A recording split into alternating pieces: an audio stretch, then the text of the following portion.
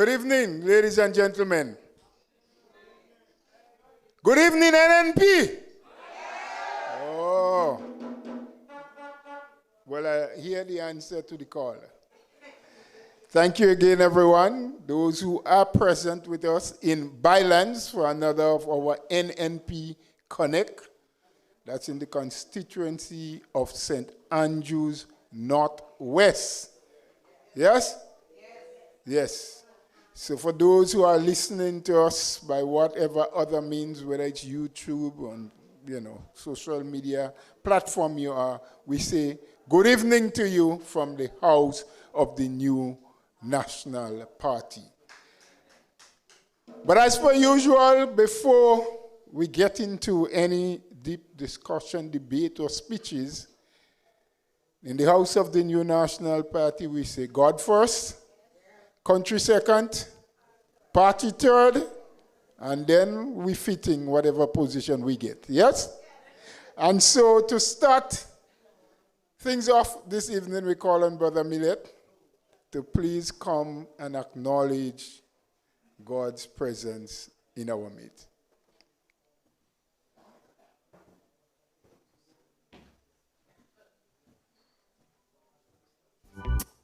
Praise the name of Jesus. Please stand. Yes. Bless everyone tonight. Mighty and heavenly God, you are welcome in this place. So we thank you as we are about to start this meeting. We lift it up into your hand. Dear Lord, we ask your blessing that you will touch each and every aspect of the meeting. Father, I pray for each and every person who have to speak here this afternoon. I pray for the political leader, Sister Emmeline Pierre. God, I ask your heavenly blessing, and as she come this way, that you will guide, protect her from harm and accident and danger. Lord, I lift up our chairman before you this afternoon. I pray for added strength in his life as he go from meeting to meeting to chair. I ask that you will strengthen him. God, I commit somebody before you this afternoon. I will call the name in a while. Somebody who cares. One who have love. Somebody with passion. And someone what will take St. Andrews Northwest to the top. Lisa Francis. God, I pray that you will cover her with your blood. You will put a shield around this woman so no harm will befall her. As she goes through the different village, that you will protect her, you will guide her, and will bring her to victory. In Jesus' mighty name I pray.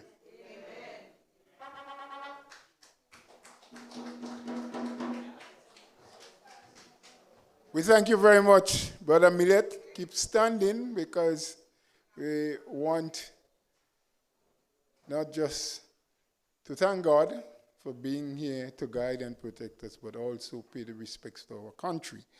And to do that for us, we have Sister Charmaine Antoine. She will come forward, lead us in the national anthem, and of course you will remain standing after that. So we can hail our party, or you can count on me, and then you will sit while other things will happen. Thank you, sister. Good evening, ladies and gentlemen. NNPites. All right, so stand, get yourself placed in the manner for the national anthem.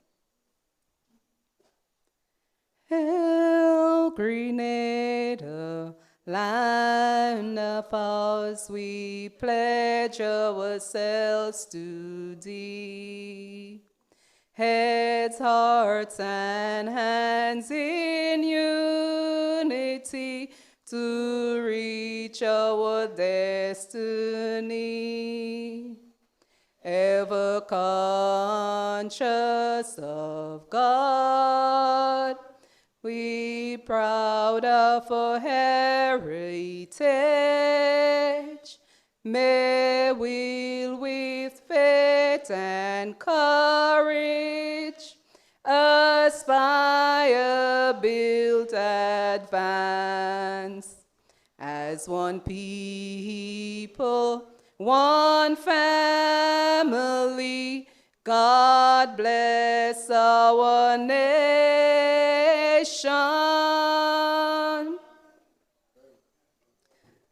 sing our party song.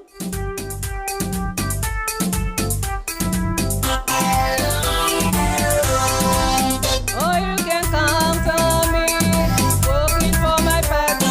Faithful I will be. I will fight with all my might. Oh, yeah. You can count on me, working for my party. Faithful I will be. I will fight with all my might. Oh, yeah. Working for my party. Faithful I will be. I will fight with all my might. Oh, yeah. With all my might. Oh, yeah. Thank you very much.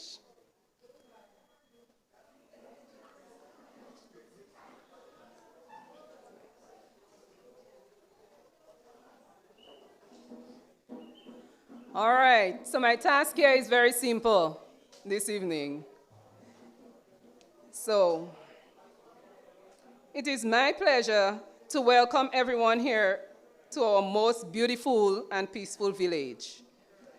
I am, for those who don't know, Miss Charmaine Beggs and Twine. Born, bred right here in our little village here in Byelands. We are incredibly honored to have with us these distinguished persons here with us this evening. Even though all of them is not here as yet, but I would still welcome them. Honorable the Right Keith Mitchell, former Prime Minister and former leader of the new National Party, MP for the St. George Northwest. Senator Kate Louis Peters, MP for St. Andrews Northwest and former educator. Northeast, sorry. Mr. Robert White, involved in the insurance most of his life, and National Theatre of Grenada, and caretaker for St. Patrick's East. Our most honorable Emmeline Pierre, former educator and MP for St. Andrews Southeast, and leader of the new National Party. We welcome you. Not forgetting our most unloving guest and guest speaker for tonight, our own Miss Marcia Lisa Francis.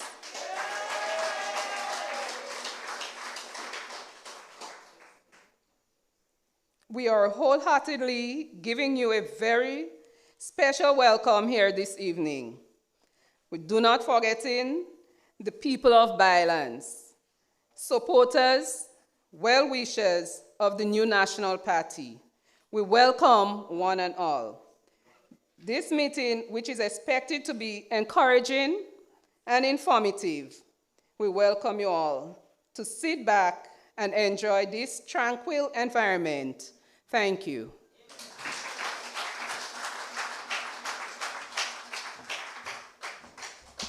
Thank you, Sister Antwine. I do appreciate that you wore many hats and you switched from one to the next seamlessly. Yes, look at the man. He didn't come for your welcome. Let's welcome Brother Robert White.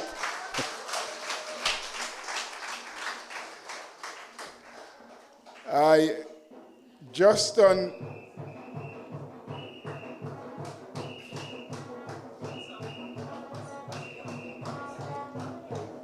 All right, thank you.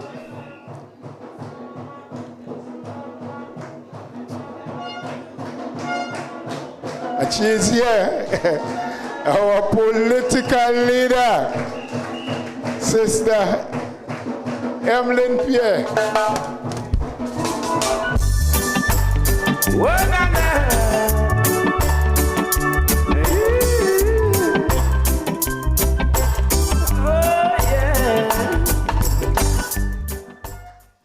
The leader of the flock, yes? The leader of the flock is here. Thank you for the welcome. I just wanted to just fit in for our sister Antoine, and I guess it just slipped you to welcome as well all those who are joining us online, not just in the region, but throughout the world. We thank you for tuning in to NNP Connect. And we waste no time because it's of essence, it's valuable. Yes, they say it's one of the things when you lose it, you never get it back, you know. Yes, believe that. Some fellas like Robert and them, they cry until the eye get red. They say they don't know where they're going to get a love like that again. But sometimes they get it back. But when you lose time, you never get it back. So I now want you to put your hands together and welcome on platform, Brother Robert White. So that he speaks. From the hills of the north to the shores of Grand Anse, the son of the soil, Robert White. Village breeze in the morning sun, raised where the river and the ocean run. Father with a purpose in his sight, stand firm and steady, Robert White. Hands that build and heart that care, feel the people everywhere. When the nation call, he step up right, love in motion, Robert White. You can get up and take a dance, you know. Stamp on truth, defend what's right. From the struggle come the light, forward we go with Robert White. Live it up, live it high, we salute the man Robert White. From the village road to the city light. Okay, not so come on, if you could sit down now. My dear people, good evening, good night. It's always good to be on the platform addressing my newfound family. And I like my family bad, you know. As a matter of fact, I was contemplating that discussion with my mother recently. Thinking of abandoning the surname White. But replacing it with one of better color. So I'll be known as Robert Green. How do you think?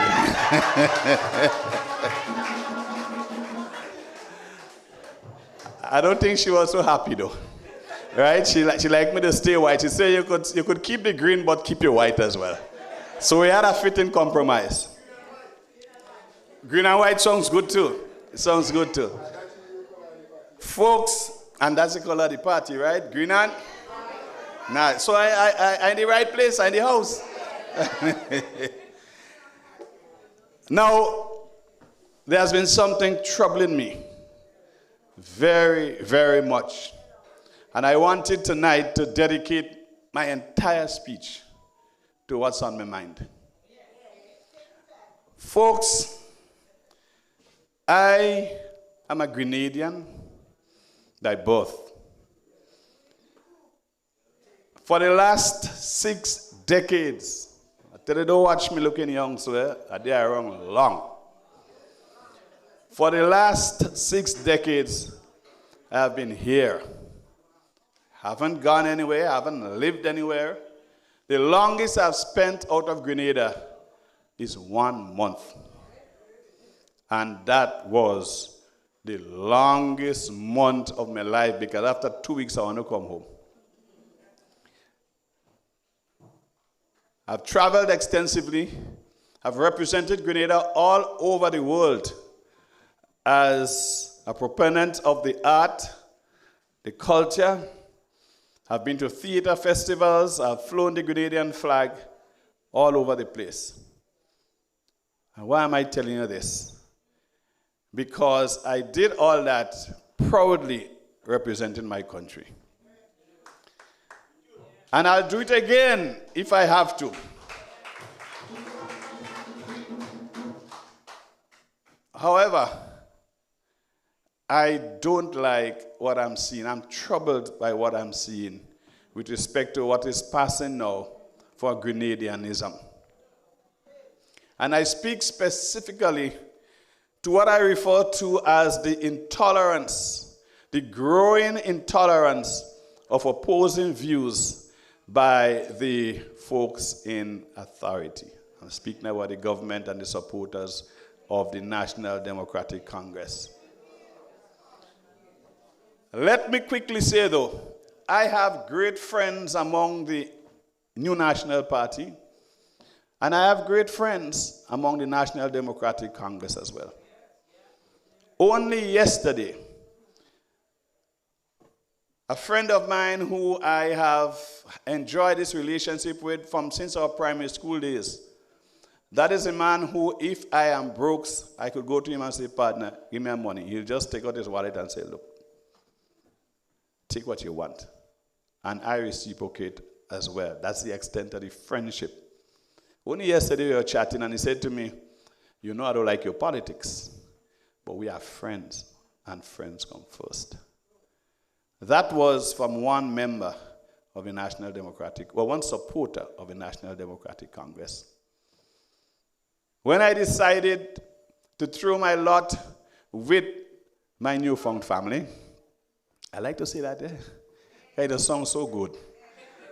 When I decided to throw my lot with my newfound family, the New National Party, another dear friend of mine who is a known supporter of the NDC, he said to me,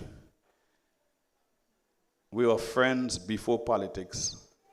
We will be friends during and after politics. Right? Now, I value that. And to me, that is how we should approach the politics. Because we cannot all support the same party. There are some persons who hold fast to the ideals of the New National Party, and others who hold fast to the ideals of the National Democratic Congress. And I tell you this, we are never right at all times. So we must be tolerant of opposing views. Now, when I looked at that meeting, that town hall meeting in New York last week, what transpired there troubled me to my core. Because there I saw Grenadians, or persons purporting to be Grenadians, in support of the National Democratic Congress, behaving like rabid dogs, wanting to eat up somebody who is equally Grenadian. I know the gentleman. As a matter of fact, we spent years together in the same house. So I know the gentleman well. He's always somebody who was strong-willed and would hold on to his ideas. And of course, he has been questioning a number of things that the government has been doing, including the Polaris project, as he has a right to. He's a Grenadian. But because of that, anything you question, you have no right to. And that is permeating the ranks and file of the National Democratic Congress. Folks, I'm not here preaching about the Congress, but rather I'm saying we are seeing examples of exactly what we should not be in the New National Party. And I would dare say that our supporters should pay particular attention. You know, Michelle Obama said, when they go low, we go high. That should be the ideals of the members of the New National Party. Because we all have, our democracy is built on the foundation of respect for each other, of the ability to say, the ability to oppose, of course, within the confines of the law. You do it respectfully, and you ensure that your point is heard, but you do it in a way that the law gives you the right to do. But you have that right. You don't have to like what the Congress does, and they don't have to like what we do neither. But we have to cooperate because this is our little country. That's all we have. And I see it slipping. But I tell you something, I'm not surprised.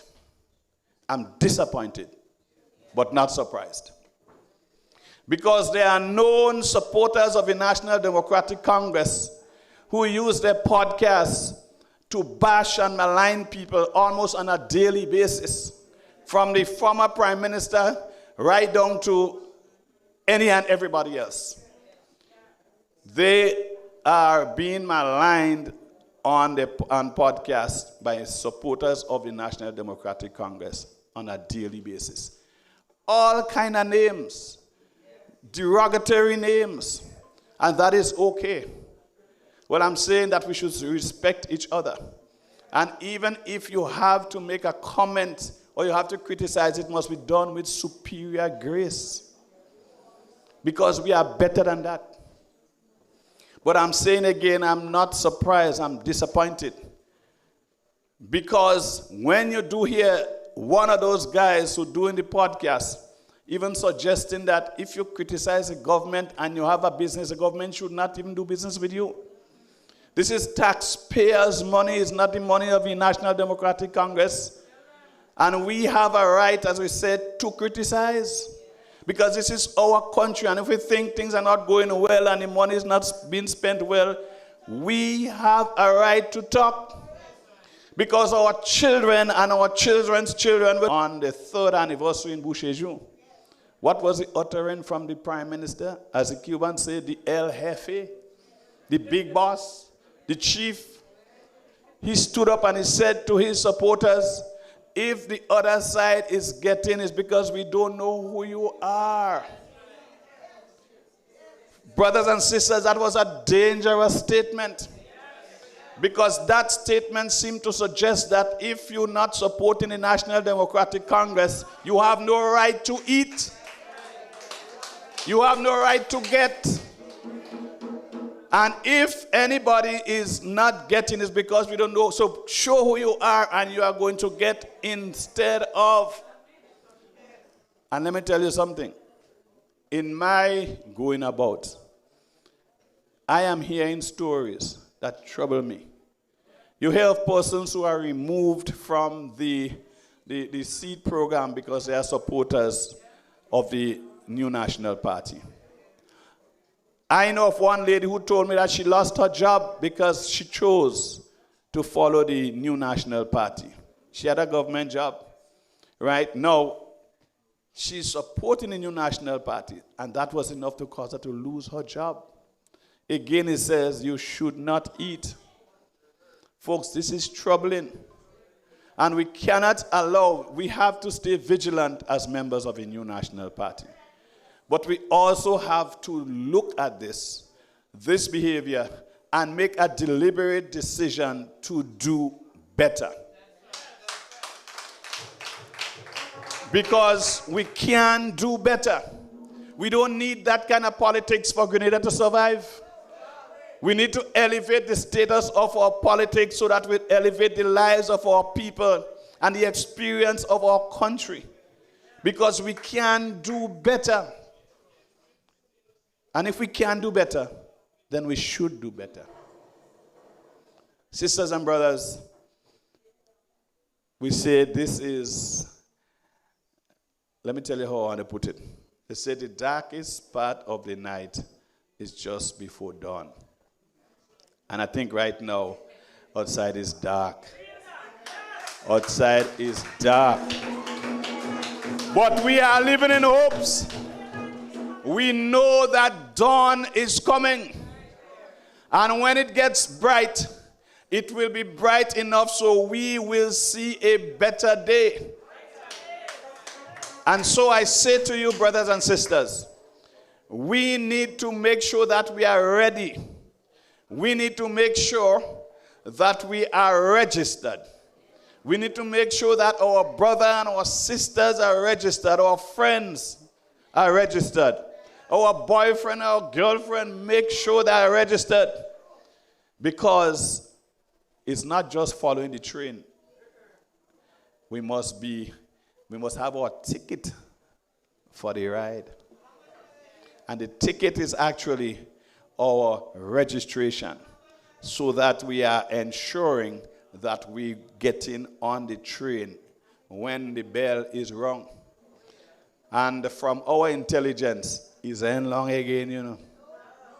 But even if it take up to 2027, we are saying we are soldering on to ensure that we bring a brighter day for Grenada, Carriacou, and Petit Martinique. And so, sisters and brothers, I didn't want to speak on anything else tonight. I know we have other competent speakers here, but I wanted to let you know what's in my car, as we old people say. And I want to suggest to us that we must each individually and by extension collectively make a decision to walk the moral high ground, to be better than that which is happening now, to hold ourselves accountable for building a better and more prosperous Grenada, not for just the members of the new National Party, but for every Grenadian who have a right to eat and live in Grenada. And so we say we're holding on, for when the bell is rung, we know it will be victorious and Grenada will see a brighter day. We thank you, ladies and gentlemen. Have a good evening. From the hills of the north to the shores of Grand Anse, the son of the soil, Robert White. Village breeze in the morning sun, raised where the river and the ocean run. Father with a purpose in his sight, stand firm and steady, Robert White. Hands that build and Well, thank you. You feel good now. You're light. As those ladies up before the senior ones would say, you speak your mind, boy. Yes, this is NNP for you. Always aiming to do better.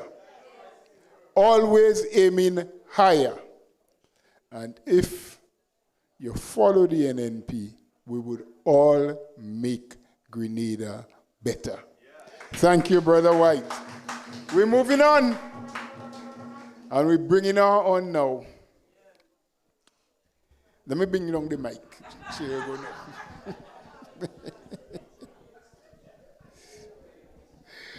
Let me bring down the mic. I go bend down.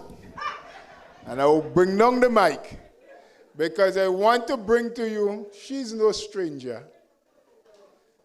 She is someone who is light on the stage.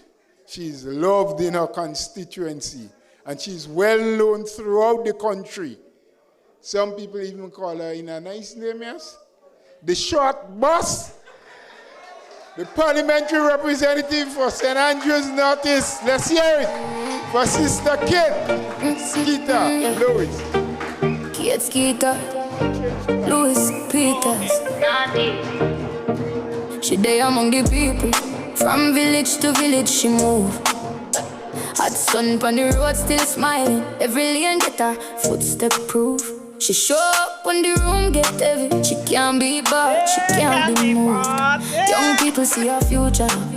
When she talk, man, feel that truth. She no flex pan, fake love. She built from the ground up. Hands in the work, yeah. Hard firm, never fold up. When the people call, she answer. Every time, every place. Thank you, Mike. St. Andrew. NNP! Our chairman is here. Our former prime minister is here. Let us welcome him. Dr. the Right Honorable Keith Mitchell. His legacy they can't erase. Let's welcome our chairman.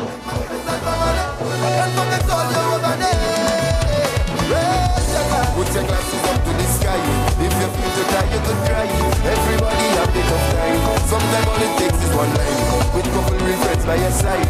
Man, the energy have to ride. Shed some weight, watch your big flight. Everything will be alright. Don't tell them I'm greater. Lisa is the best.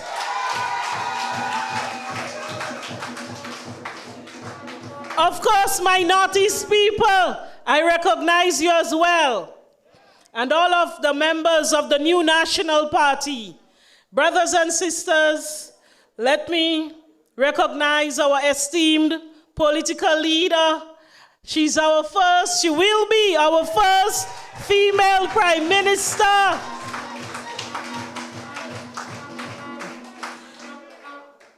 We just welcome our party's chairman, Dr. the Right Honorable Keith Mitchell. My colleague candidates, Brother Robert White and Teacher Lisa. Tonight, I am here because I am deeply concerned about the direction of our young men in our country. Aren't you concerned about the young men in our country at this time? And so, I asked this current administration these questions. Let us ask them. Are they truly aware of the frustration, the hopelessness, and the struggles that many of our young men face every single day? Is this government really listening to our young men? Are they truly fighting for the future of our young men? Or they have simply abandoned them to make it on their own? Brothers and sisters, what we are seeing today is truly painful. Every single day, we see more and more young men lining on the blocks without any direction. Many of them dropping out of school. Many of them losing hope before their own life truly begins. Brothers and sisters, I want this current administration to be honest, because after 4 years in office, what serious transformational program have they created for the young people of this country? What program can you pinpoint to that has fundamentally changed the lives of the young people of this country? Can you identify any serious sustainable youth programs created in the last 4 years? Have they created or introduced any sustainable employment, entrepreneurship, innovative or long-term opportunity for our young people? And tell them, don't come and tell us they gave free tuition and scholarships, because this is nothing new. This is not revolutionary. A matter of fact, scholarships always existed. Tuition assistance always existed. Governments throughout the years have always supported educational opportunities for our young people in one form or the other. So the question remains, what serious, what new transformational program did this administration create for young people? The answer is what? None. That is the answer. Because you see, leadership is not about inheriting programs and making it your own. And that is what they have been doing for the past 4 years. Leadership is about innovation. It's about creating opportunities that move the next generation forward. For the past 4 years, this government has been in office. They have not created one single program for the young people that we can speak about. Not one major initiative that they can proudly boast to change the lives of the young men of this country. Brothers and sisters, but we are seeing clearly what has been happening lately. Because as the election gets closer, we are seeing the desperation. And we have seen the sudden rush to register a new batch of young men into the Empower program. Haven't you seen that? But the question we must ask as well, why aren't the young men rushing to sign up for the program? Because the registration was dismal. The numbers they were hoping to get, it was noticeably low. And this is because of the poor implementation of the last batch of the Empower program. You see, our young men, they saw the confusion in the program. They saw the poor structure of the program, the lack of proper organization, the frustration of the participants, and they saw the high dropout of the young men before they completed. And those young men, they dropped out for real reasons. They dropped out because they were not receiving their stipends on time. And in some cases, the stipends were never paid. Some of them never felt supported in the program. They realized that there was no clear direction. So they lost confidence.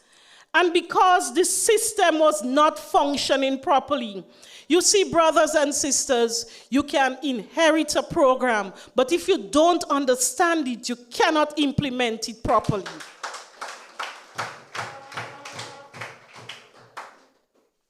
So we have heard about the high dropout rates. We have heard about the weak follow-up systems.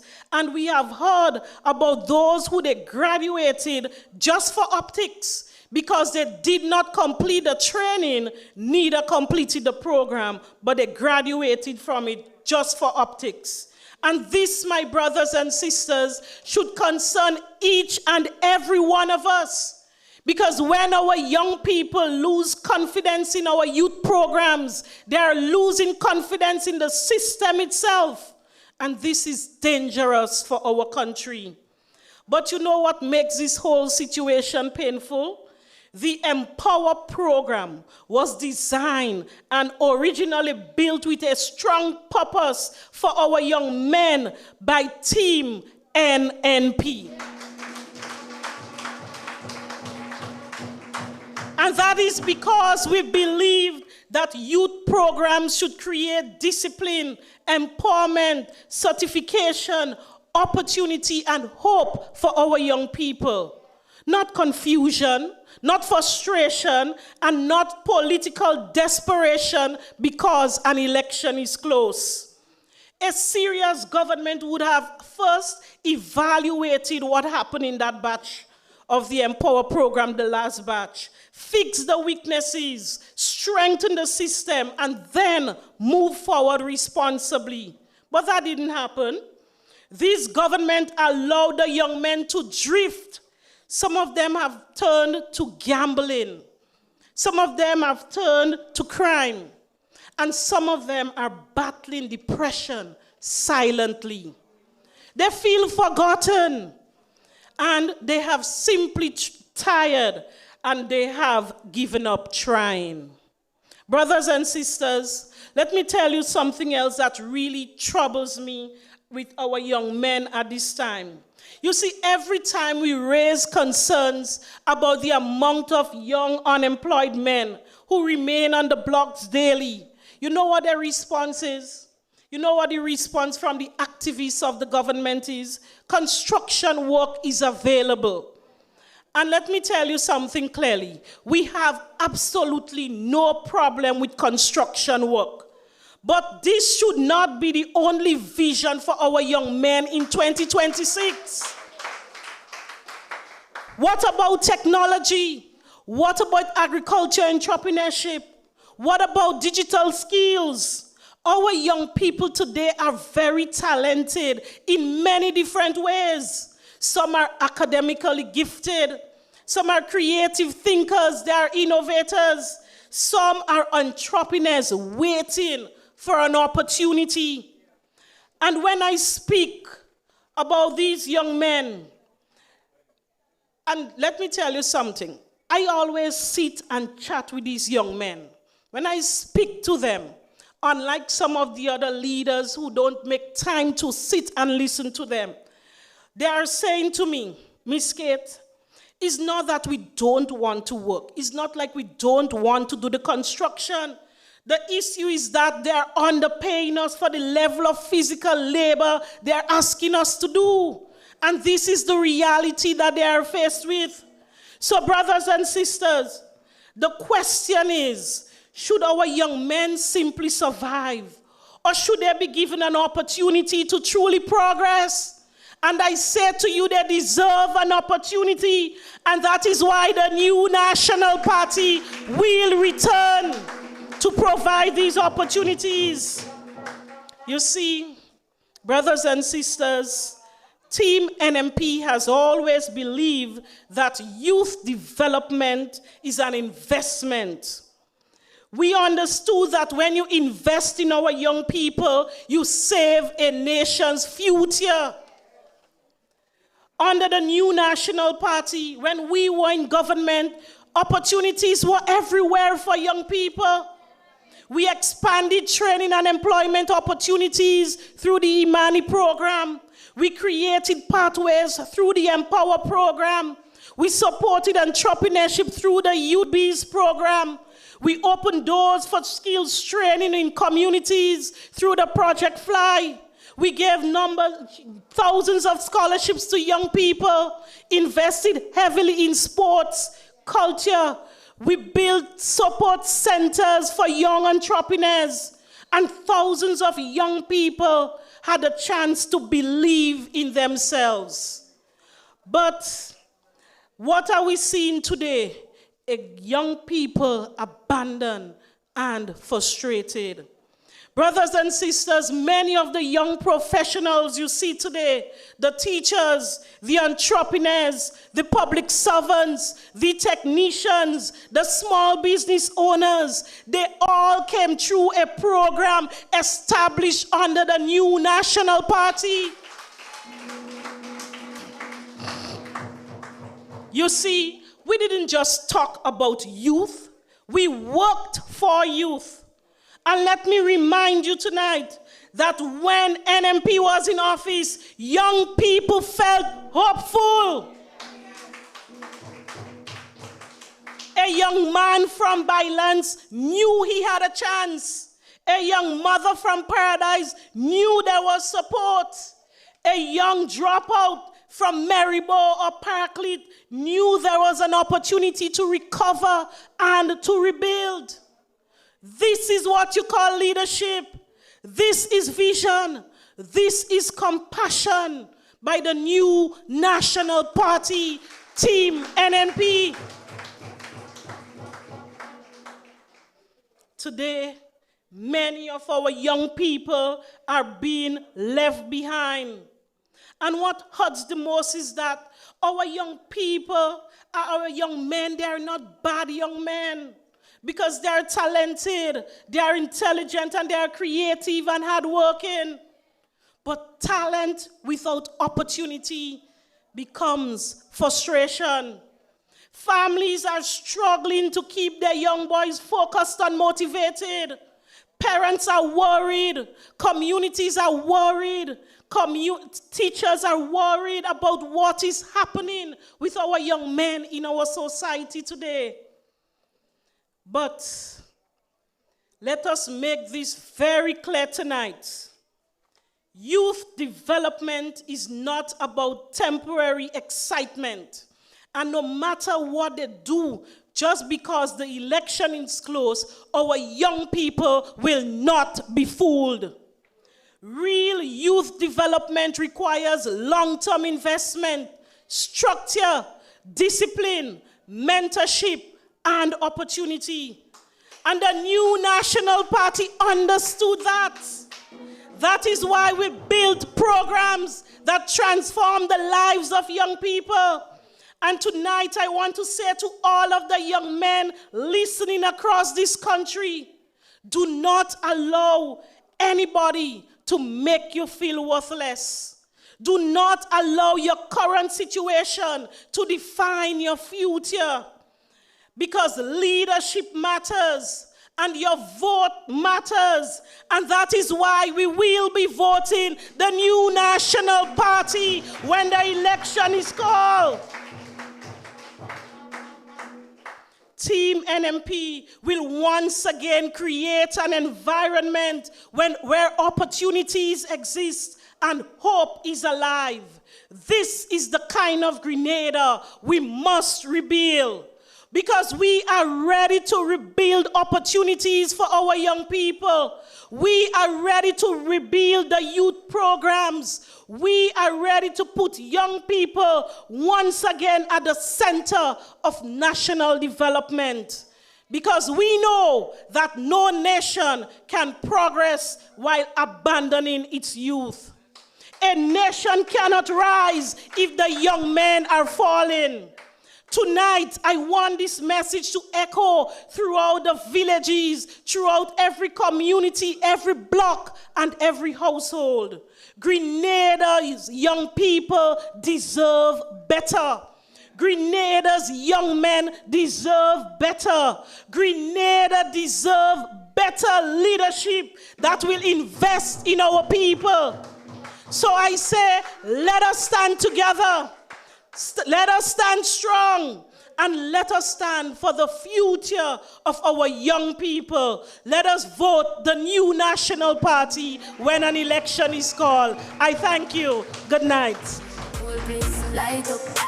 Village to village, she a stand up. Young people love how she link up. Naughty strong, yeah, we rise up. Speed up, pull up, whole place, light up. She there, she no hide up. Kate Skeeter, Louis Peters, that a real love. Community first, watch the proof come up. She listen close, then she move smart. No. Thank you, Mr. DJ. Thank you, Honorable Louis Peters.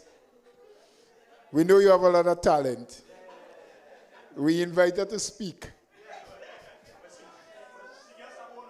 We got a bonus. But we're moving on. Let's get going. And we're going to mix some experience with youth. That's a real combination, eh? Experience and youth. My friends, he didn't reach too long, but we're not letting him warm that seat because of other engagements. So I want all of us to put our hands together and recognize our former leader, our former Prime Minister, our party's chairman, Dr. Keith Mitchell. NNP, we move it. Yes, move it. Don't stop. Thank you. People, they say. Thank you. Well,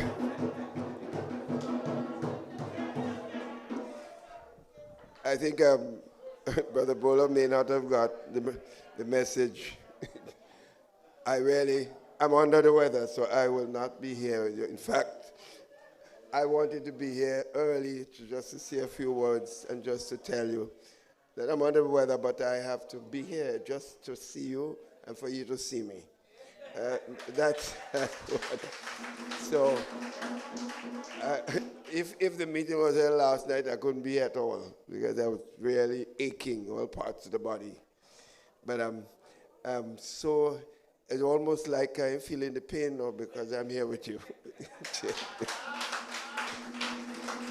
Let me recognize, of course, our political leader, Sister Pierre, and of course, Brother Robert, the man who's going to bring home St. Patrick East, and the giant from St. Andrews Northeast, and your own in this area, Sister Lisa, Teacher Lisa. Friends, a very short message because I would take the time to speak at length another occasion, but very short message. I want us to realize, and I don't think we are coming to terms yet with this country is in trouble. I think we do not, honestly, I do not believe that we understand the future of this country is at risk. Deacon Mitchell is destroying the future of this country. Long after this guy leaves office, we are going to feel the pain of what he has done to this country. And I want us to understand this is not just about us alone. It's about our children and the future of this country. And my own view is that anyone who accepts the job as Prime Minister of a country must realize it's not only about the job you think you're doing, you know. It's also about the future that you are laying for the country that you're now serving. In other words, what is going to happen after you leave office? You know, I don't think that is in the mindset. You know, and Sister Pierre is there listening, and I think she understands that you become the Prime Minister of the country. It's not only about you and about serving the NNP. It's about what the condition that you leave this country afterwards and what happens to the children, your own children, and the future of this country. I don't think we're getting it yet. When a man sits in front of you and tells you morality is a private business, you realize what the man is saying? Do any damn thing you want. Do you all realize this? This is serious, you know. Morality is a private business. I ain't even heard of religious people saying a word about that. I'm not a religious leader, but I find this is the most amazing thing. Morality is a private business. No wonder you have these clubs all over the island now. Huh? Everybody do what they want, no matter people just killing and you can't find no solution. Innocent people dying in the country. Morality is a private business. And you're just dancing and collecting money and going in party and fetting and raising big fundraiser and looking nice and talking nice. That is what you're doing for our country? Friends, I don't want to force a voice, but it's really serious. I'm worried about my country. I'm worried about the damage this deacon, this con man. Colleagues, that's not a joke. This is a con man. And we better get it right. You saw what happened in New York just recently? The gentleman was raising a very serious question. You remember I said it early? This Polaris? Polaris, this beautiful $600 million hospital, they're going to solve all our problems in the future. And with all this nice thing, all the equipment and the best medical care, and you turn in the sod, you don't even have the project yet. You don't have even the financial structure. You don't even have the design aspects of the project. How this thing is, the project will be funded and built and funded and operated. Nothing like that, and you haven't sod turning. You don't realize this is a con job. Vote for me, because when you finish vote, you won't die again, because bring in a hospital, we're going to solve all the medical problems. We're stupid. We have no sense. That's the man. Colleagues, don't play with this. I'm getting worried. I'm worried. Sister Kate just spoke about all the plans for young people. We could have all those plans, and if our country is destroyed, those plans mean nothing. With all our good intention, if this guy continues to do this damage to this country, we are in trouble. So I said I'm worried. And that's my message here tonight. My message is I'm worried about where we're going. These guys are mismanaging our country. Morality is a private business. That's why man thiefing left, right, and center. Morality is a private business, so if you could thief. You know what I mean? There is no limits to the behavior, and when people bring information to the man about behavior of certain members, you say, oh, well, forget that, man. What are you worrying about that for? Because morality is a private business. Don't ever forget this. And this thing about, look, if you're going to be a teacher, you must love children. If you want to be a doctor, you must love people. You want to be a politician and you only care about yourself? You have to love people and love your country. But when you see this guy, his face is as starchy as you can find. He has no feelings. No feelings come on. The man is just talking. Just look at him. He can't even smile properly. Just watch him. The man has no soul, no empathy, no love, no feelings.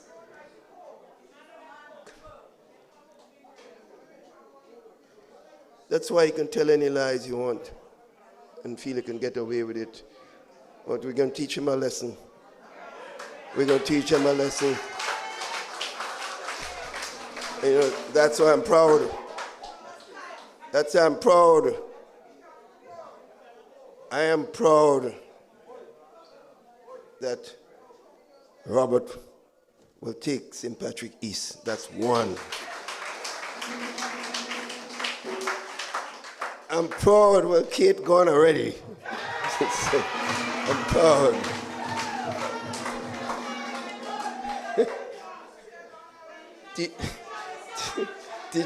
Teacher Lisa.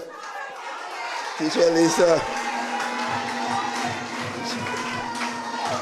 Teacher Lisa. And I know when you vote for Teacher Lisa, she ain't gonna take your vote and sell it.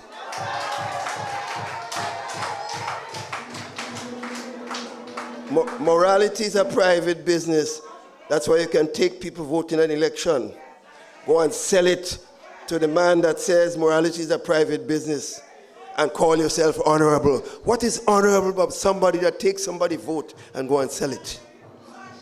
So I'm said that. And I want to go, I'm going around the island. Well, Carrico, we just been there, Emlyn and I was there. Cox take that already.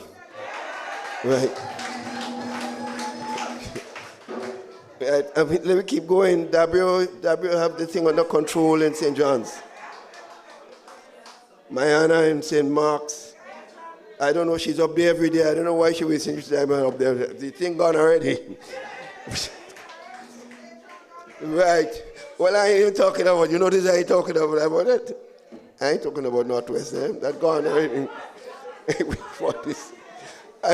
And I hear the biggest joke is I heard to say the Prime Minister want to come around in Northwest.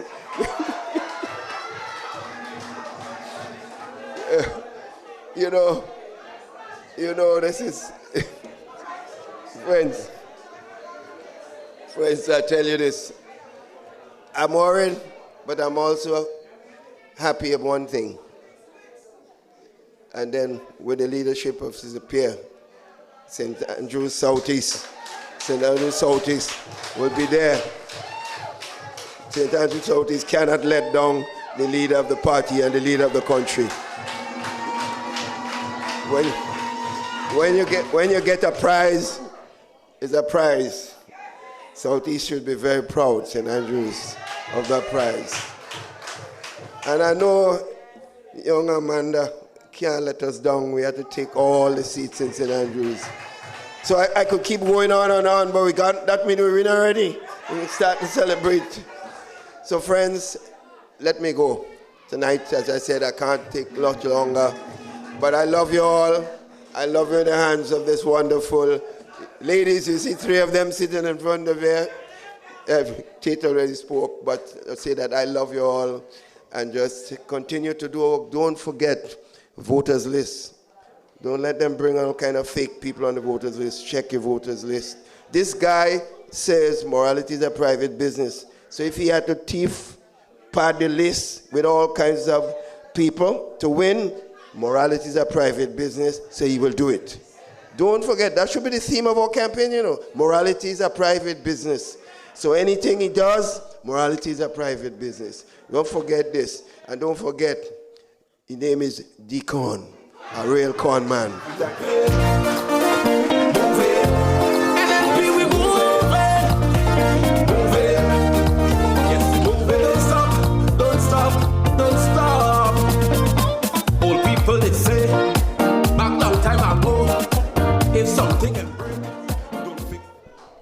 That was our former political leader.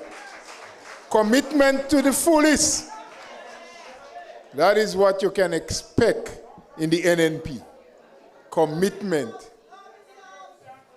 We doing what we have to do. Yes? And now we're getting to a place where, what do you call it again? Byelands? Byelands? Oh, yes. Byelands. The people of Byelands and the other villages in St. Andrew Northwest, you're going to hear about the real commitment. Yes? And you will understand that your vote means and values something, not just a commodity for the marketing place. So I ask you to put your hands together.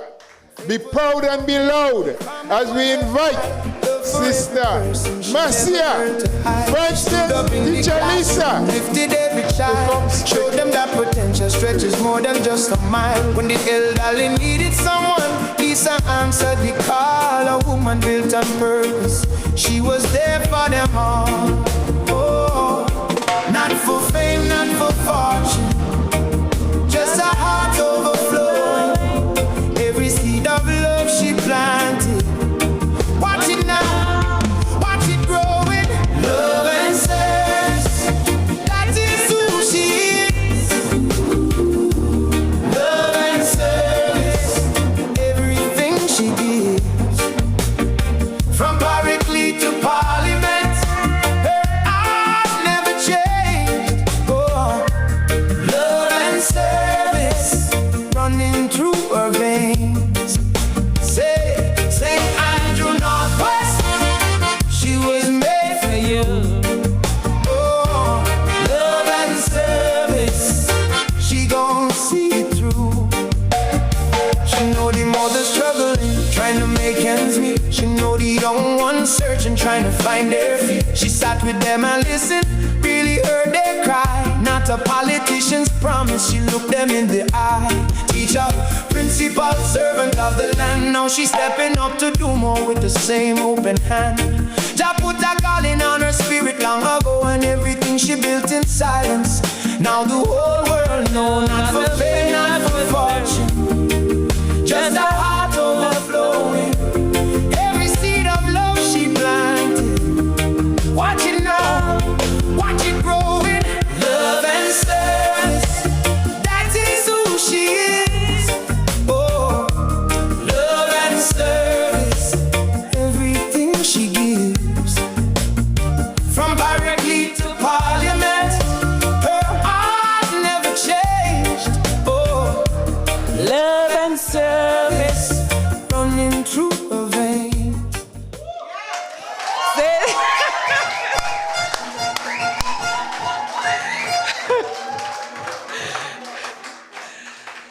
Wow, you people make me happy. You truly make me happy.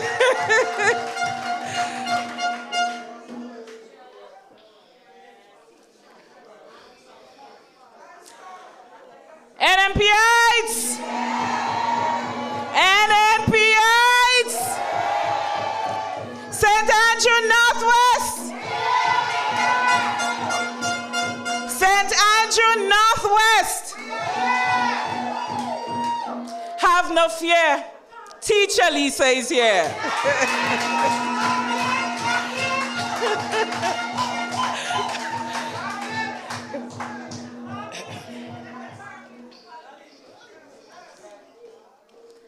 I'm telling you, you people have so much sparks. Thank you, thank you, thank you. Our opposition leader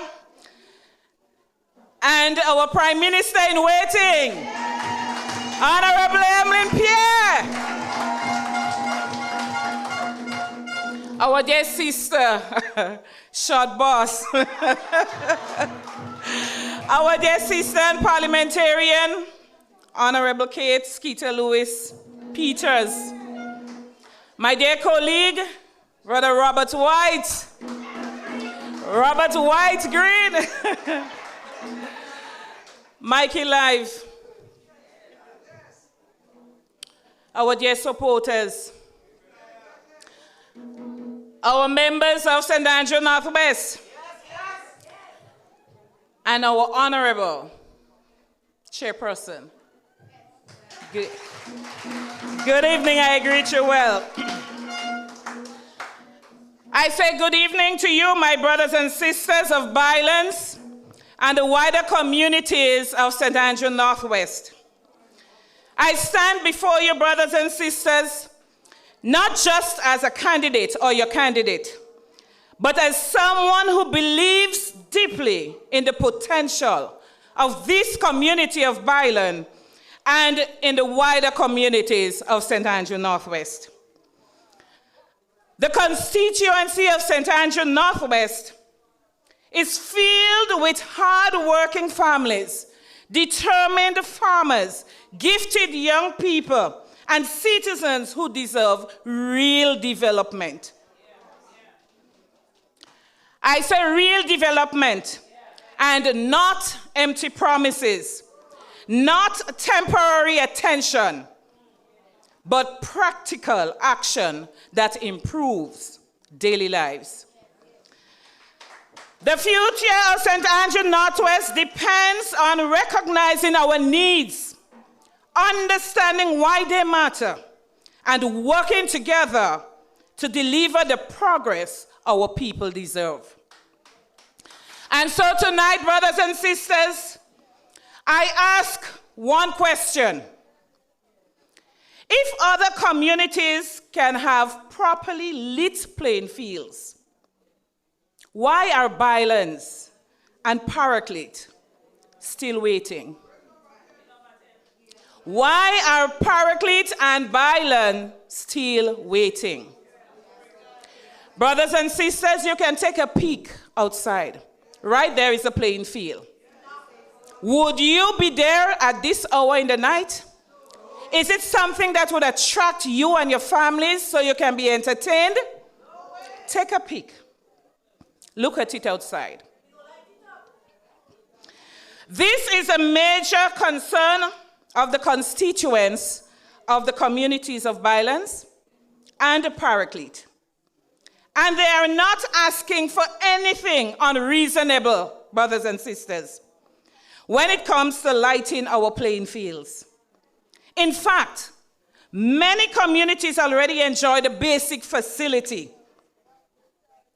What we are simply asking is for fairness. That Byelands and Paraclete receive the same opportunity and investment as the rest. Our young people deserve the same opportunities, the same safe spaces, and the same investment as every other community. A playing field is not just a field, brothers and sisters. It is where discipline is built, talent is nurtured, and positive community life is strengthened. So when Byelands and Paraclete are left without something so basic, brothers and sisters, it raises a serious question about fairness and equal development. And so, brothers and sisters, I believe in community development. I understand and I appreciate the benefits of community development. And I am an advocate for community development. Therefore, our communities must not be left behind. Byelands and Paraclete deserve the fair share of progress. And as promised, I will continue to stand and I will continue to speak for the development of our people, what they rightfully deserve. Having a properly lit playing fields, brothers and sisters, becomes a space where our young people can stay active and remain positively engaged during the evening hours. Without lighting, that opportunity is lost. And too many of our young people are left without safe recreational spaces, increasing the risk of idleness and negative influences. This affordable opportunity signals a safer evening for families. It signals more sporting opportunities. It also signals greater youth engagement, stronger community togetherness, brothers and sisters. No community should be labeled or should be judged politically. None. Development must be based on needs, brothers and sisters, and fairness, not politics. Therefore, Byelands and Paraclete are yet to benefit from such investment. And so I ask again, on behalf of the constituents, why are the playing fields of two very active communities with a significant youth population different from the rest?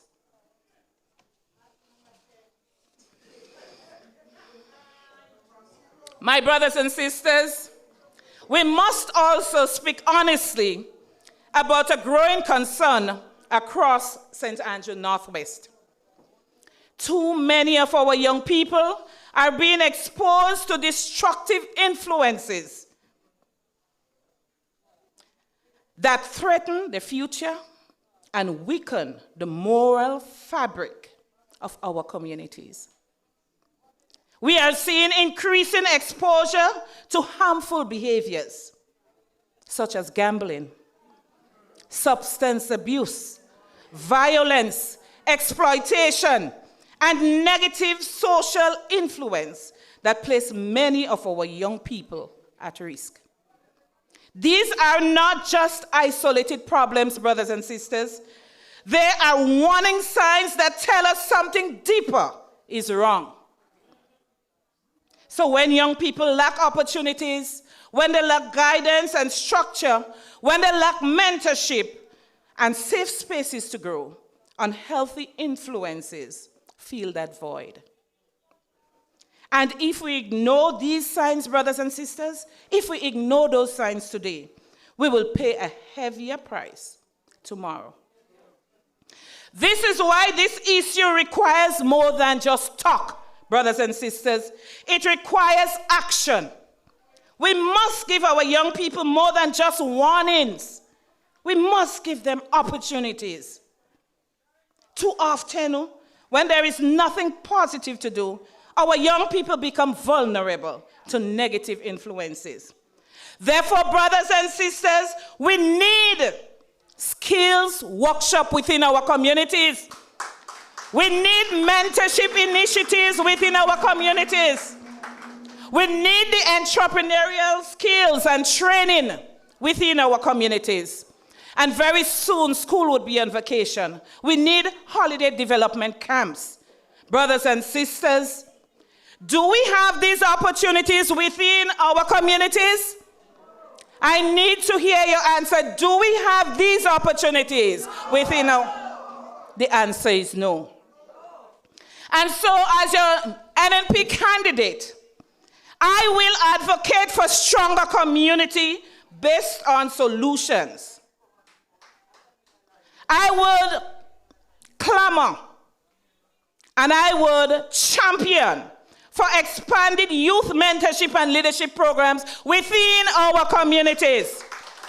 I will champion for increased sporting and cultural opportunities, brothers and sisters. I will champion for skills training and entrepreneurship pathways, greater counseling and family support services, brothers and sisters, stronger protection systems for vulnerable youth, community outreach partnership with churches, schools, and local organizations. And together we will champion for greater public education on substance abuse and violence prevention. I understand, brothers and sisters, that government cannot solve these problems all by themselves. And this is fair. But what I expect is that government should lead the way by creating opportunities, by strengthening support systems, and by ensuring that every community has the resources to protect and guide its young people. Our youth are our nation's wealth. They are our nation's worth.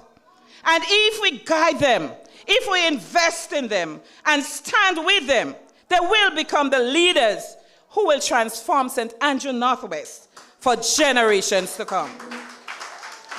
And brothers and sisters, this is the future that I believe in. And that is the future I will work to build. Brothers and sisters, I must speak about care and support for our senior citizens, for the shut-in, and for those unable to help themselves. I believe that a caring society is judged by how it treats its most vulnerable. I said, I believe that a caring society is judged by how it treats its most vulnerable. Across St. Andrew Northwest, brothers and sisters, there are senior citizens living alone, shut-in residents who cannot help themselves, and individuals recovering from strokes and other serious illnesses who are unable to walk and often receive little meaningful support. These are our mothers, our fathers, our grandparents, our neighbors, and our friends. They deserve dignity. They deserve care and practical assistance. Government must do more. Brothers and sisters, government must do more. And we must do more through home care support programs for the shut-in residents. Brothers and sisters, earlier this week I walked through a community. There were a few, supporters with me, and the witnesses as well. I happened to engage a woman at the age of 90, and she said to us, I used to get this support, but recently they cut it off. And they say that I have support, but she expressed that yes, she has her children who don't live with her. And sometimes they provide some food for her, but sometimes the food is late. This 90-year-old woman, she needs that extra support. This woman has already served for us all her years. And right now it's not about who has support and who don't, because those support makes that woman's life comfortable. And when someone is at 90 years, we are all responsible to make their lives comfortable before they leave this earth. Brothers and sisters, and those of you from Byelands, you can bear me out. You know of the two brothers. Byelands people, do you know of the two brothers? Yes. We know of the two brothers, and not only us know about it. Our representatives know about it. They know about the two brothers. Both had a stroke. Both was carried in the ambulance at the same time. Both of them lack mobility. If you get to see their living condition, nobody takes care of these people. I should not say nobody. Some people grant them some food. These people need to be taken care of. And I know that they do get this, they're on the seed program. But I made that suggestion before, and I am going to make it now. And I am asking the representatives and the government of Grenada to desist from giving them the seed money and find a home so these people can be safe and can be taken care of.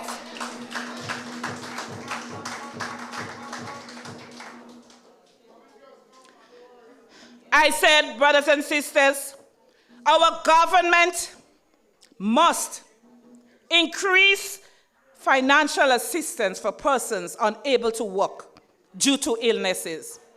Brothers and sisters, right in St. Andrew Northwest, there were two persons who complained. They were on contract. They got sick. And at the end of the sick leave, they were handed the letter. They're no more useful for the work. Brothers and sisters, is that correct? Can people get sick anymore and trust that they can be given support? How can this happen? This is just not fair, brothers and sisters. I said the government must give some help and support in faster and fairer access to social assistance.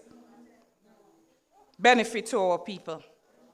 And we must expand rehabilitation and support services for stroke survivors. Community volunteer outreach partnership. This too is necessary. I said no one who has worked hard all their life should be left forgotten. No family should carry this burden alone, brothers and sisters. And I say a compassionate government must ensure that our senior citizens and vulnerable people are protected, are respected, and are properly supported. And so, brothers and sisters, the Princess Alice Hospital is within the constituency of St. Andrew Northwest. And so I must speak to that issue, and I must speak to it now. And I must speak about strengthening the Princess Alice Hospital. And I am not saying that strengthen it tomorrow. I'm not saying strengthen it next week, next year, in the next 5 years. I say we should strengthen the Princess Alice Hospital today, now. Brothers and sisters, Princess Alice Hospital is more than just a building in Maribor. It is a lifeline for the people of St. Andrew Northwest and St. Andrew as a whole. For many families, it is the first and most important place of care in moments of sickness, emergency, and uncertainty. The dedicated doctors, nurses, and staff continue to serve with commitment, and we applaud them for that. But they need stronger support and better resources to meet the growing needs of our people. They are not the ones to be blamed, brothers and sisters. The doctors and the nurses and the staff, they're not the ones to be blamed. This is a broken system that deserves to be fixed and to fix now. Our nurses and doctors are committed, yes. But commitment alone, brothers and sisters, cannot replace resources. So we must advocate for expanded diagnostic services and modern medical equipment. We must advocate for improved staffing support and specialist access. We must advocate for faster testing and treatment turnaround. And it should be cheaper. Brothers and sisters, we must advocate for better support for senior citizens and stroke survivors after discharge. And we must advocate for stronger rehabilitation and home care follow-up programs. We have to advocate for more nurses and more healthcare providers. Brothers and sisters, too many people and stroke survivors leave the hospital and return home with little structure, follow-up support. And these days, brothers and sisters, I'm not telling you or asking you. I'm telling you what is right before my eyes. These days, stroke is not for the senior and the hypertensive. Stroke is for the youth, the young people. In 1 week, you've seen so many young people diagnosed with stroke. And not just that, mental illness. What is happening, our brothers and sisters? What is really happening?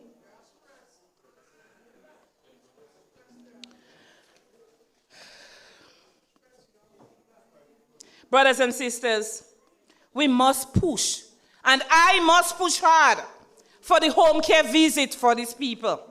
I must push hard for the rehabilitation outreach.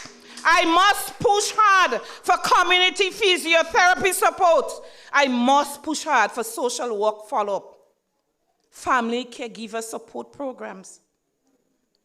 Why should I do this? It is important.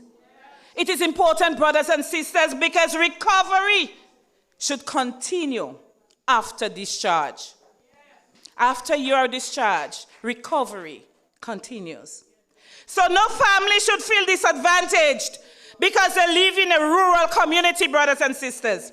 The people of St. Andrew deserve health care that is timely, that is accessible, modern, and compassionate. Princess Alice Hospital must never be treated as an afterthought. It must be strengthened and fully empowered to deliver quality care for our people. Brothers and sisters,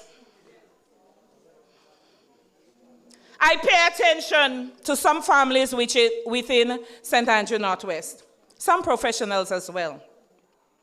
Across Byelands and across the constituency, we have many hardworking people, and they have started building their homes. They are not asking for handouts, brothers and sisters.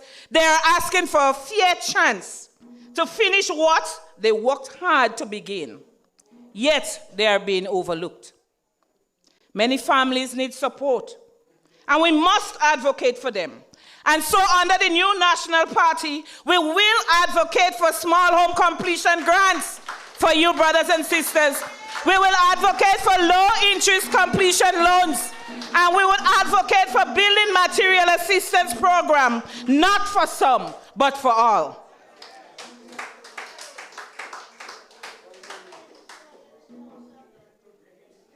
Brothers and sisters, a completed home brings dignity.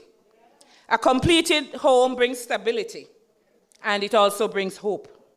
And every hard-working family deserves that opportunity. And lastly, brothers and sisters, I must speak about the farmers within St. Andrew Northwest. I must speak about the farmers within St. Andrew Northwest. Our farmers in St. Andrew Northwest are the backbone of this constituency. They wake up early, work long hours under the sun, brothers and sisters, and continue to produce food that feeds our families and strengthens our local economy. Yet too often they are left to struggle with limited support and inadequate resources. One of the most urgent needs facing our farmers in Maribor today is reliable access to what?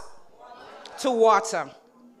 Without water, brothers and sisters, there is no consistent farming, no stable harvest, and no secure income. With limited access to water, crops suffer, livestock is affected, and families bear the loss. This is not just an agricultural issue, brothers and sisters. It is a food security issue and a livelihood issue. And as leaders, we must listen to our farmers. We must hear their concerns and respond with practical support to their urgent needs. For too long, the farmers of Maribor have been crying out for reliable access to water, brothers and sisters, yet the calls have gone unanswered. Water is not a luxury for farming, brothers and sisters. It is essential for production, for livelihoods, and for food security. It is time to stop ignoring their concerns and start delivering real solutions to our farmers. We must make water for agriculture in Maribor and the surrounding areas a top priority and find solutions for our farmers. This means investing in proper irrigation systems. It means expanding water storage facilities and supporting practical solutions that ensure farmers can produce year-round and not just in the rainy season.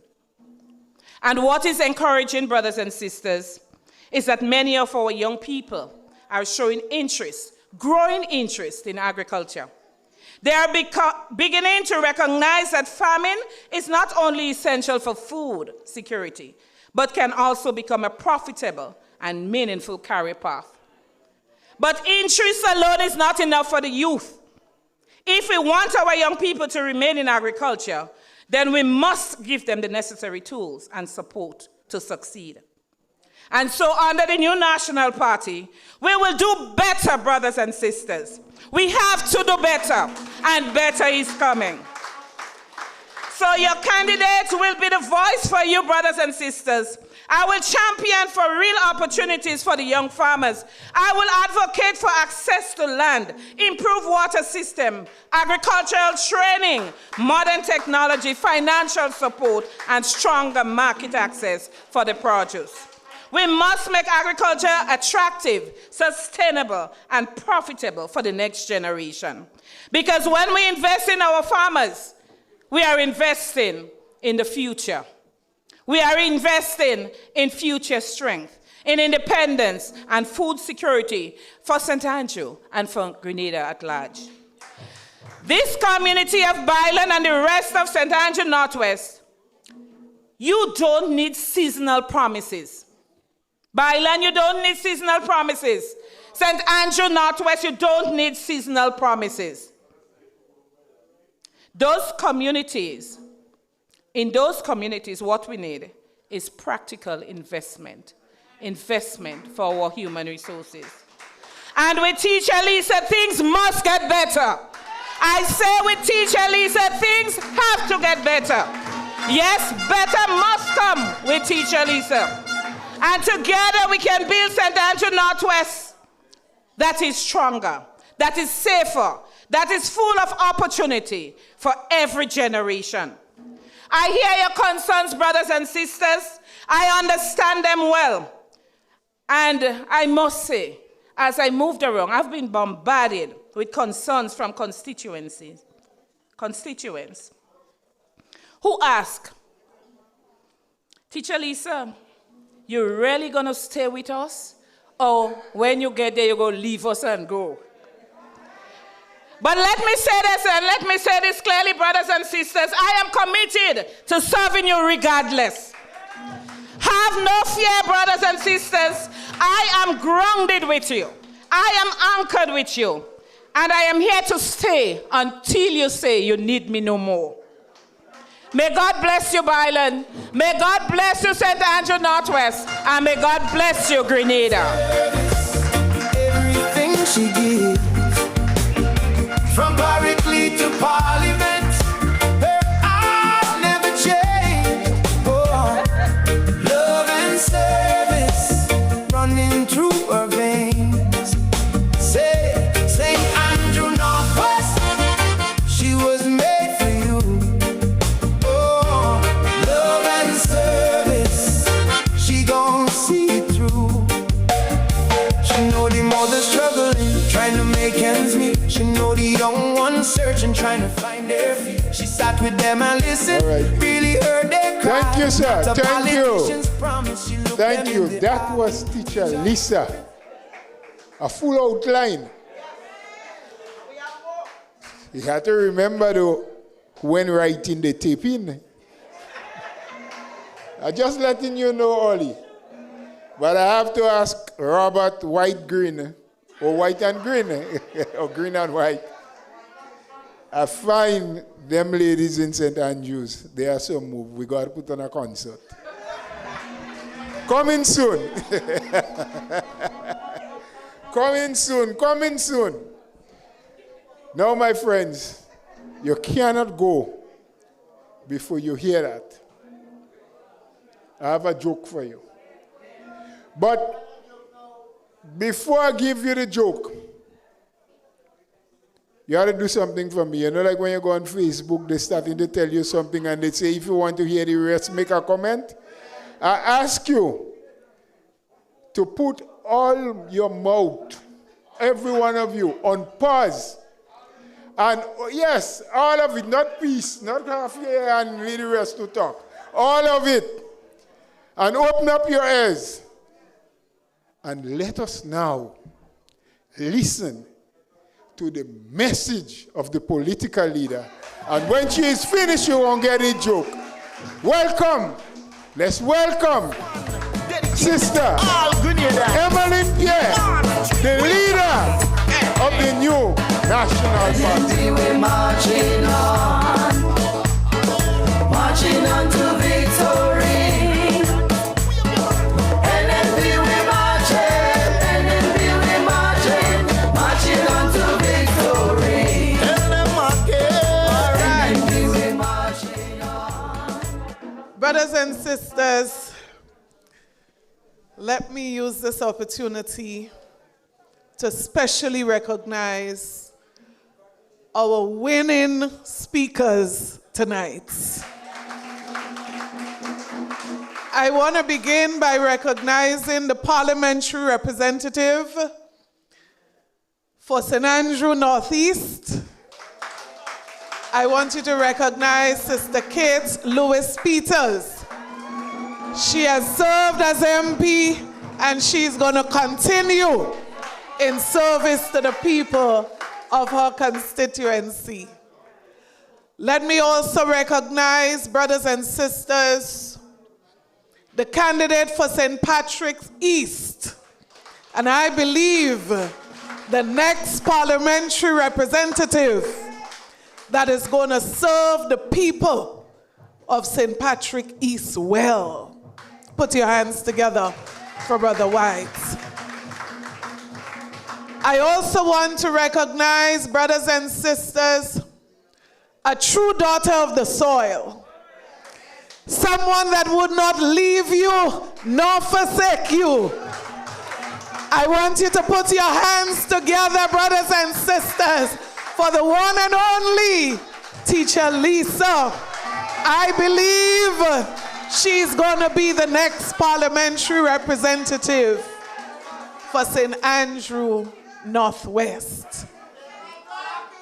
Clock it. Brothers and sisters, I recognize all of you, the supporters, loyal supporters of the New National Party. We are never going to take your loyalty for granted. I promise you that. Some of you from the June of 2022, you've kept your boots on until today. And that is what commitment is about. And I believe you would be rewarded. You are going to be rewarded for your commitment and for your sacrifices. Brothers and sisters, every time I come to Byelands, it brings back a lot of memories to me, particularly as a little girl from a stone throw away in Birch Grove. As a matter of fact, not just a neighboring community, but I also have family who live here and are from here. But what is most significant for me in my memories is growing up in an agricultural community similar to Byelands. And that is why Byelands and Birch Grove are so similar. And tonight, brothers and sisters, I want to devote some time to talk to you about the agriculture sector. Teacher Lisa mentioned quite a bit about the challenges of farmers right here in Byelands. But you know what I say to you tonight? Those challenges are faced by farmers throughout the length and breadth of Grenada, Carriacou, and Petite Martinique. And I say to you also that for many of us, agriculture is what grew us up. So I remember as a little girl, young woman, having to go to the garden every single day. Some of you are here from Birch Grove. My grandfather, Frankie Frank, he was known as the farmer of Adelphi, Birch Grove. And of course, my father, Darius, who is well known in this community, he too would have inherited lands from his family. And that is what took care of us. And that is why there is always a special place in my heart for farmers who struggle and work hard to feed this nation. So I know what it's like to jump the river with the nutmeg. I know what it's like to jump the river with the cocoa. And I know what it's like back then to carry a box of banana on your head so that it could go to get the geese boat. I know, because I came from a farming family. So tonight, brothers and sisters, I want to share with you the national concerns of farmers throughout this country. As you notice, we have been in dialogue with various stakeholders, and we have been engaging our farmers. Brothers and sisters, the challenges that our farmers face, we cannot delay addressing those issues in a very serious way. Because you know what I believe, brothers and sisters? There was a time when St. Andrew was referred to as the breadbasket of this country. Not very often you hear of St. Andrew referred to in this way. And that is why tonight I pay tribute to the farmers who would have labored and sacrificed over the years to feed us all and to feed this nation. You know, just before I came here, and Teacher Lisa said it very modest, I got a call from a farmer from right here in this community. And he said to me, Mrs. Pierre, please speak about the issue that is affecting the farmers of Ludma. And while Sister Lisa made mention of it, I want to refer to it from a different context. Because you see, these farmers have been farming for many years. These farmers have been feeding the people of this parish for many years. And I ask tonight, why is it that some 22 farmers are restricted from feeding their families and feeding this parish because of a government that doesn't care? So could you believe, with our current food security problems, that a government would cut off water on farmers who are feeding this nation? Can you believe this? Brothers and sisters, this is not yesterday. This is not last night. Brothers and sisters, we are talking about a prolonged situation. And I'm asking tonight, where is the conscience of this government? Where is the conscience? That we have farmers who cannot farm today because the government of Grenada made a decision and put that decision in writing to remove access of water from farmers in this community. I ask again, where is the heart of this government? Where is the heart of this government? Agriculture, these are the same people who said they were coming to rescue the agriculture sector. Brothers and sisters, these are the people who said they care about farmers. These are the same people who have shown us in so many different ways that they are all about talk, but they care nothing about agriculture. And so tonight, brothers and sisters, I want to spend some time addressing this issue as it relates to our farmers. So sad, the current situation. Brothers and sisters, this situation, though, is not unique to agriculture. And I want to put agriculture into context. Because you see, we have a government 4 years in office, and they are still running on NNP fuel. Not one serious project that they can point to say this is an original project of the current government.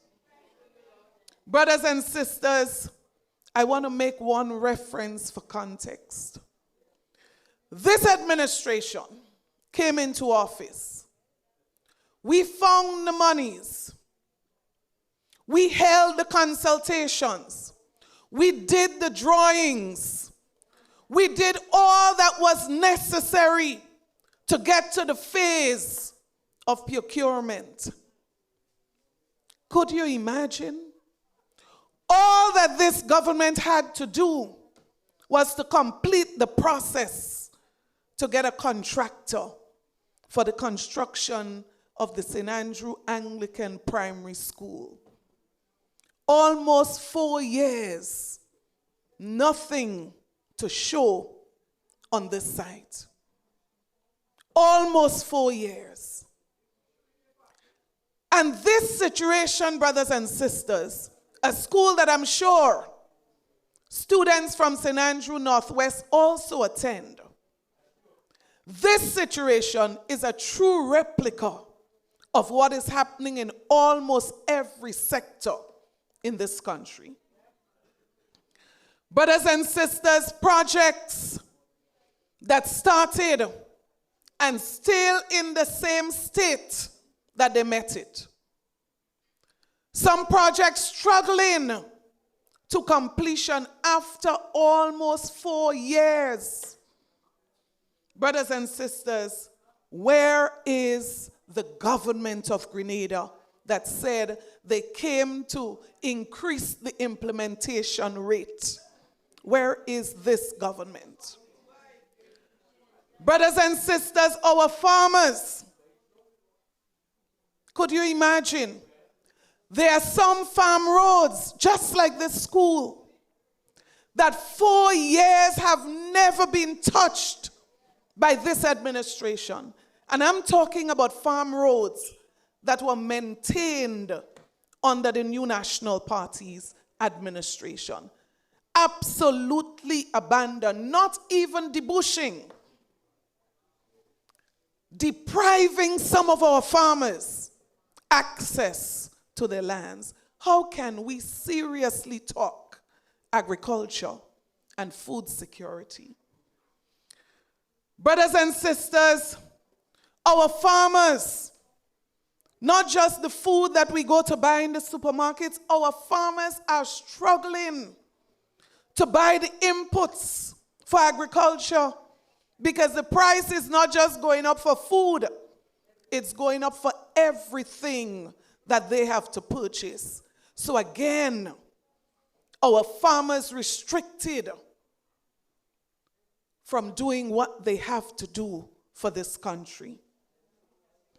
Brothers and sisters, our farm labor program, the question is, what has happened to this program after 4 years?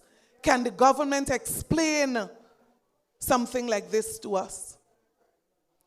What is the tangible, significant support that we are providing to farmers to ensure that we are increasing productivity and that we are increasing food security in this country? Where is the government in all this?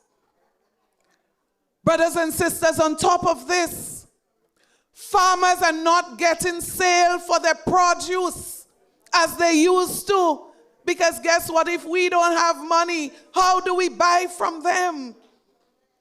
So there are some farmers, their tomatoes, cabbage, just rotting on the ground because people do not have money in their pockets. And you know, it tells the very character of this administration. On top of this, you have a government that closed down MNIB in Grenville. No access to the farmers of St. Andrew. And they reduced services through MNIB, claiming that they are coming with a better marketing board. Well, I say tonight, if we have to wait so long for better. Give us what we had that was benefiting the farmers of this country. Give us back what we had in 2022. It is a shame. It is a shame. After 4 years, nothing better from this government. Brothers and sisters, not just that. Many of our farmers suffered loss after burial. Do you know that there are farmers in Grenada, after the government received $118 million, they still have not received support after the passage of burial. So some people can't even make a scratch since the passage of the hurricane. Brothers and sisters, some people received part payment 2 years ago and told in a few weeks they're going to receive the balance. Until now, nothing better. And that is why I say to you tonight, with confidence, that NNP is better for farmers of Grenada. And I would go further to say, NNP is not just better for farmers, NNP is better for everybody. And that is why I believe the people of this country have already made up their mind that they're going for better next election. You see, for every extra day that the NDC remains in office, every extra day they spend in office, we are paying for their incompetence. We are paying for their mismanagement. And we are paying for this country going backward. We need a government, brothers and sisters, that is better for farmers and better for everybody. And that is why I feel conviction that the NDC government needs to go for Grenada to move forward. Could you imagine 2 years ago, this government handed letters to farmers, and not for a moment did it cross their minds or their conscience that these farmers are depending on the land and the water to feed their family. NDC must go. But I want to share with you some facts tonight, brothers and sisters. Because you see, we have to understand where we came from. We must understand where we are to determine where we are going. The government of Grenada conducted an agricultural census in 2024. And I want to give you what is the highlight of the census. The census said to the NDC administration, productivity in agriculture has declined. So wouldn't that move you to give the people back their water? When your own census is saying that productivity in agriculture has significantly reduced. Brothers and sisters, their census report has said that import dependency has increased. What does that mean? That people are depending more on food from outside than they are purchasing inside. So carrot in tin, while farmers cannot do carrots in Lodmar. Does that make sense to somebody? Brothers and sisters, the government reports said to them that importation of food was over $160 million in 2023. Doesn't that tell you that you have to do more, not reduce what was being done? Because we elected a government not to do less. Who wants a government to do less? You elect a government because you think they're going to do better.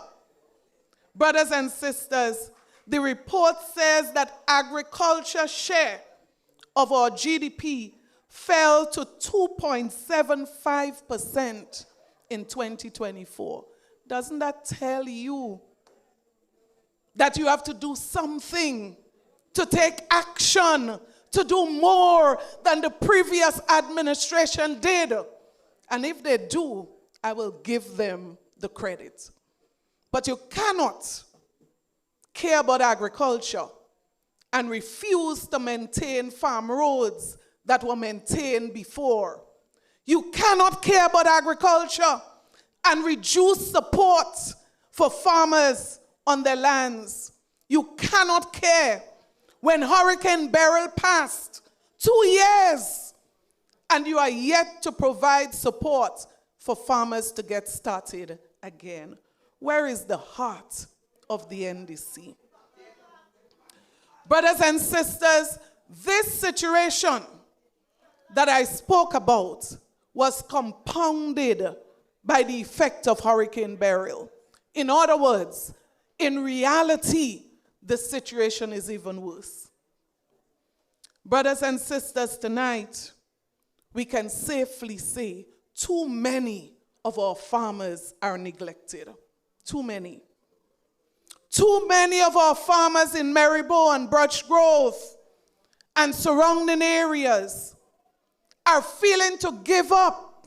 One farmer said to me, the truth is, I'm just doing it to try to stay young. Imagine this. So it's no longer about food security, it's for physical exercise. Some farmers continue simply for the love of farming, because that's all they know. Very little support. But tonight I say to you, brothers and sisters, the new National Party is ready to serve the farmers of Grenada, Carriacou, and Petite Martinique. Our team hear your cry.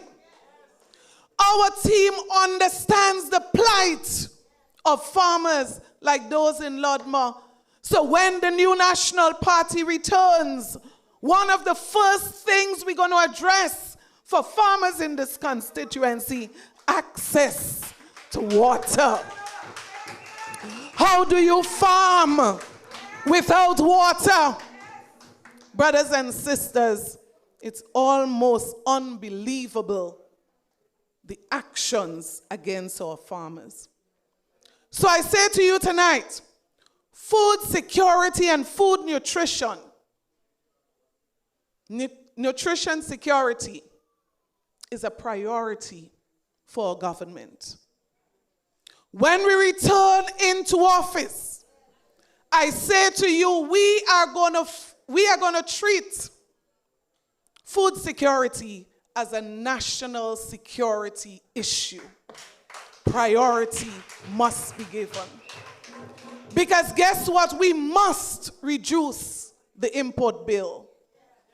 We must feed our people and make them healthier than they are.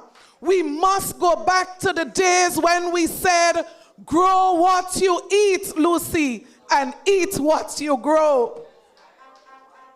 We must go back to those days.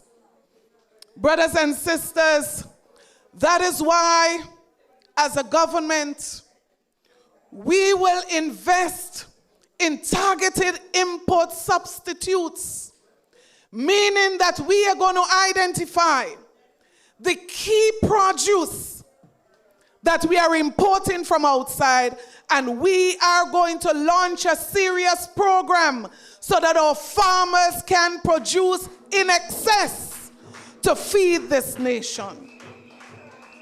We must reduce the import bill, $160 million. Too much money is going out. Brothers and sisters, we are going to revive the rural enterprise financing, because there was a time when farmers had more access to financial support. I say to you, the days of one minister going into GDB and walking out with $3 million, those days will be over. No minister must be allowed to break the law of this country and take what our farmers should be getting. No minister under the new National Party's administration. So we are going to make financing more available to our farmers. And I want to say here, particularly our young farmers, because we must attract our young people into farming. And the way that you do it, provide financing, provide support for the introduction of technology, and hold their hands until they get to the point of success. That is what we are coming back to do for the people of this country. I say to you, we are going to invest in agro-processing as we've never done before. So our people in Munich with their cassava, our people in Birch Grove and Byelands with their cocoa, brothers and sisters, they're foreign. We are going to provide more support for agro-processing to ensure that we're not just able to feed ourselves, but we are also able to offer to those who are next door and overseas. We have to invest in agro-processing. Brothers and sisters, technology for production, you heard what the report said. So it means that when you have a report like this, your next question is, what is the solution? And that is why if we want to increase productivity, we must ensure that we expand the involvement of technology in farming in this country. We are going to provide the resources to support our farmers in this regard. Brothers and sisters, many of our tourists come to St. George, and most of them drive through St. Andrew. Very little is spent in the food basket of this country. But we have to change this, brothers and sisters. Agri-tourism must be a priority so that our farmers can benefit, brothers and sisters, from the resources that are coming to our shores through tourism. In other words, we must increase the linkage between tourism and agriculture. NNP is coming back to continue the work that we started in this area. That is why, brothers and sisters, I say to you, NNP is better for farmers, and NNP is better for everybody. Brothers and sisters, many farmers complain that they cannot find farm labor. Well, let's just be real. If a man can go down the road and sell a few spliff, let's just be real. Unless we are real, we will not solve the problem. He would not want to come and cutlass on your land whole day. Exactly. If a man feels that he could make a hustle and make $100 in an hour, then we won't find people to work the land. That's just the fact. And that is why, brothers and sisters, the NNP administration will ensure that these matters are addressed. So we must support our farmers more so that they could afford to pay the kind of monies that laborers are worth in 2026. We must. And I believe when we support our farmers more with technology and financing and support services, they will be able to afford to pay the laborers in return. In other words, NNP is preparing to come back. Brothers and sisters, many of our farmers who used to receive support through the Tissue Cultural Laboratory, and they can tell you of the benefits they've had. This administration said that they upgraded the facility. Guess what? Upgraded, and farmers are getting less. Something about the way this administration does business is frightening. And that is why we are saying that we have to ensure that we have the proper technicians and we have the proper support to ensure that our farmers can have their resources at a reduced price and that they are able to work to feed us and to do so comfortably. So tonight I want to say to you, the NNP is ready to give support to the farmers of this country. Brothers and sisters, our manifesto is in its final stages. And I guarantee you that when we present the details of our support and our plans for our farmers will be further convinced, as I know they already are, that the NNP is always better for farmers. So tonight I close by saying to you, we have put together the best team that you will see in this campaign. We have put forward a team that is ready to serve. We have put forward a team of qualified men and women who are passionate about service to country. So if you're ready for your team, stand with me tonight as we say, brothers and sisters, NNP is better for farmers, but NNP is better for everybody. May God bless you. May God bless Grenada. May God bless our struggling farmers. Together, I say to you, we must rise again. God bless you. I love you, Lord,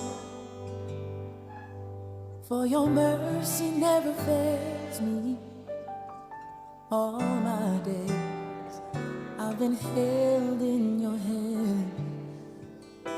From the moment that I wake up until I lay my head, oh, I will sing of the goodness of God.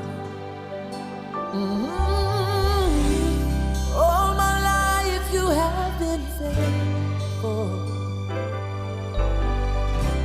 and all my life you have been so good. Yes, every breath that I am able, oh, I will sing of the goodness of God.